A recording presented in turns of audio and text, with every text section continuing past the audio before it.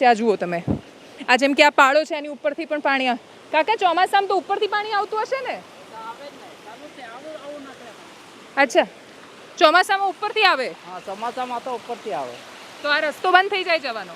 જવાનો તો આ તો બંધ થઈ જાય ને, ચોમાસામાં તો ખાડી આવી જાય એટલે. એવું? ત્યાર પછી તો પછી ક્યાંય જવાનું નહીં? કોઈને સાપ કરડે, કોઈકને પેલું પ્રસૂતા પછી તો આડી જ બાંધી જવું પડે ને, જોડી બાંધીને. ત્યારે પછી બરાબર.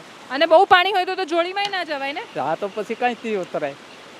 આવું કેટલા વર્ષ, તમને કેટલી ઉંમર થઈ?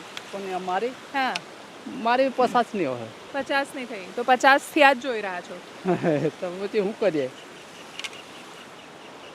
બસ આ જે પ્રશ્ન છે ને કે તો શું કરીએ, એનો કોઈની પાસે જવાબ નથી. એટલે હું મહીસાગરના રાઠડા બેટમાં ગઈ હતી, હું છોટાઉદેપુરના કવાંટના તુરખેડામાં ગઈ છું, હું દાહોદના ગરબાડામાં ગઈ છું, પંચમહાલના ધાનપુર રતનમહાલની ઉપરના ગામોમાં ગઈ છું,